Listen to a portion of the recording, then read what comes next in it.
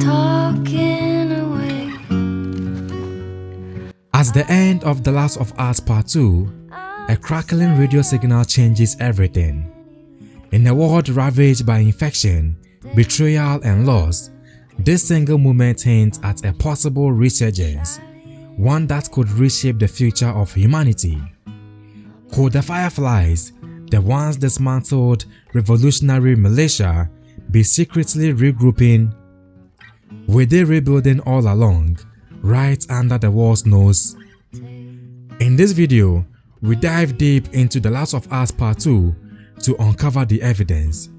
What was the true intent behind that final radio call?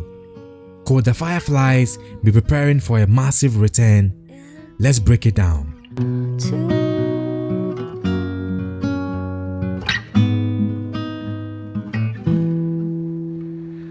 Needless to say, I'm odds and ends, but I'll be. The Fireflies were a militarized resistance group that rose during the early days of the Cordyceps outbreak. They were formed to oppose the oppressive control of Fedra, promising to restore democratic rule and find a cure. In The Last of Us Part 1, they became key players in the climax.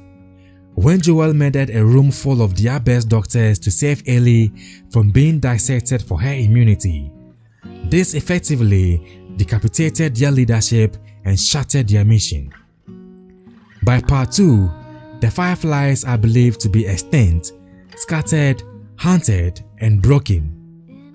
Even Abby's father, Jerry Anderson, the lead Firefly surgeon, is gone. But then something strange happens.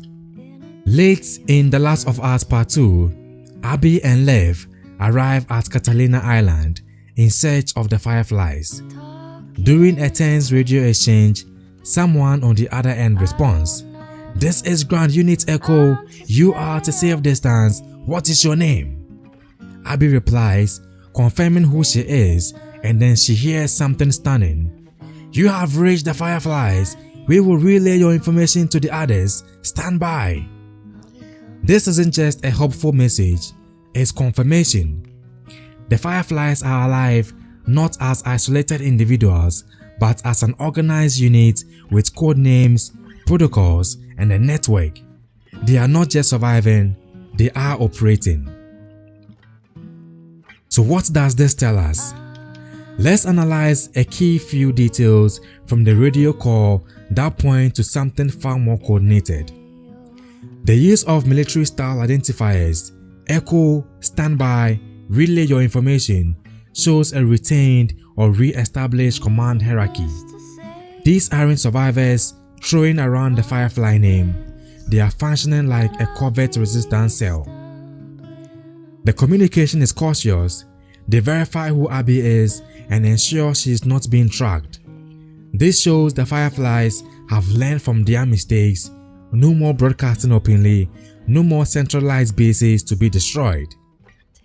"We will relay your information to the others," confirms multiple outposts or units, not just a single group hiding out on Catalina Island.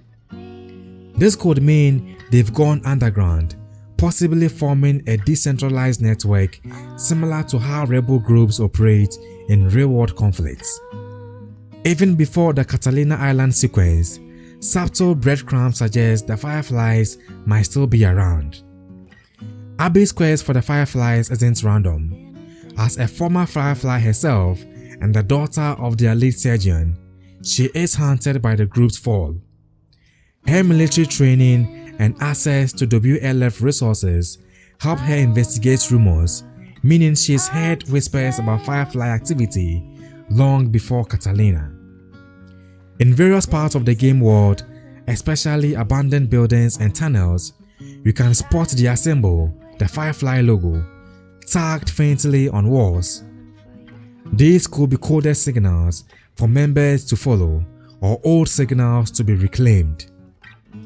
Abby's protection of Lev and her transformation parallel Joel and Ellie's journey. Just as Joel was given a second chance through Ellie, Abby may get hers through Lev. perhaps leading her to rebuild the Fireflies with new, morally grounded purpose. If the Fireflies are rebuilding, what might their goals be now? Ellie is still out there and she is still immune. Would the Fireflies try again, perhaps this time with consent?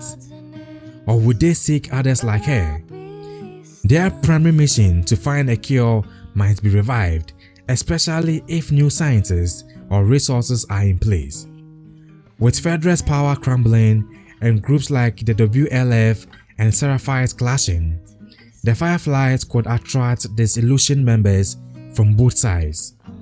People like Abby, Lev, or even Ellie might be drawn to the cause, especially if they are seeking redemption or a new purpose. This new Firefly movement would likely function like a modern guerrilla resistance groups, small, mobile, secret. No massive hospitals, no clear targets for enemies to strike, just quiet infiltration and rebuilding, perhaps spreading across the West Coast, reaching even Seattle or Portland. Neil Druckmann has teased ideas for a potential The Last of Us Part 3, and the Firefly survival offers a powerful narrative thread. What if Ellie finds out the Fireflies are alive and wants to try again?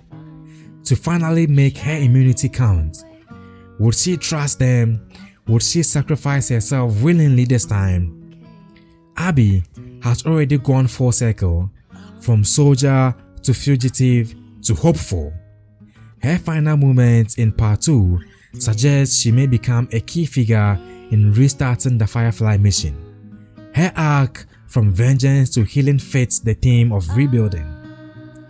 Lev may be a crucial part of the future, symbolizing purity, hope, and freedom from old dogmas. He could help shape the Fireflies into something more balanced, a true hope for humanity, not just a militant faction. I'm odds and ends, but I'll be stumbling away. The Fireflies were once a flicker of hope in a world gone dark. Their fall was tragic, but perhaps necessary, because from the ashes, something new may arise. The radio signal on Catalina Island wasn't just a nod to the past, it was a promise. A promise that the light still burns. And in The Last of Us Part 3, we might just see that light finally lead the way out of the darkness. Don't forget to like, subscribe, and hit that bell if you want more deep dives into the hidden layers of The Last of Us universe. And tell me in the comment section, do you think the Fireflies are really coming back, or was it just one last echo in the dark? I'll see you in the next video. Bye bye for now, and take care of yourselves. Talking away, I don't know what I'm to say, I'll say